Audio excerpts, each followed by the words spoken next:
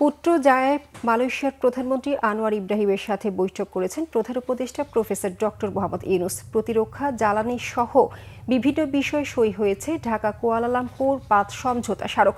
বৈঠকের পর তারা যৌথ সংবাদ সম্মেলনও করেছেন।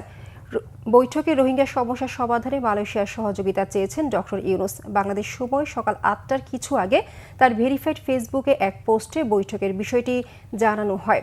বৈঠকের আগে পুত্রজায়ায় মালয়েশিয়ার প্রধানমন্ত্রীর কার্যালয়ে পরিদর্শন বইতে সই করেন প্রধান উপদেষ্টা। পুত্রজায়ায় পৌঁছানোর পর তাকে নিজ কার্যালয়ে স্বাগত জানান আনোয়ার ইব্রাহিম। সেখানে কূটনীতিকদের সঙ্গে ডক্টর ইউনূসকে পরিচয় করিয়ে দেন আনোয়ার ইব্রাহিম। এর আগে পুত্রজায়ায় বাংলাদেশের জাতীয় সঙ্গীত বাজানো হয়। প্রধান উপদেষ্টা ৩ দিনের রাষ্ট্রীয় সফরে সোমবার মালয়েশিয়ার রাজধানী কুয়ালালামপুর পৌঁছান। দেশটির স্বরাষ্ট্রমন্ত্রী সাইফুদ্দিন নাসুতিউন ইসমাইল বিমানবন্দরে তাকে অভ্যর্থনা জানান।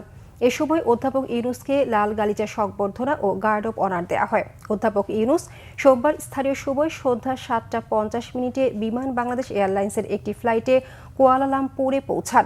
প্রধান উপদেষ্টা আজ মালয়েশিয়ায় একটি ব্যবসায়ী সম্মেলনে যোগ দেবেন। আগামীকাল প্রধান উপদেষ্টাকে সম্মানসূচক ডিগ্রি দেবে মালয়েশিয়ার ইউনিভার্সিটি কেবাংসান। এ অনুষ্ঠানে মালয়েশিয়ার প্রধানমন্ত্রী আনোয়ার ইব্রাহিমও উপস্থিত থাকতে পারেন।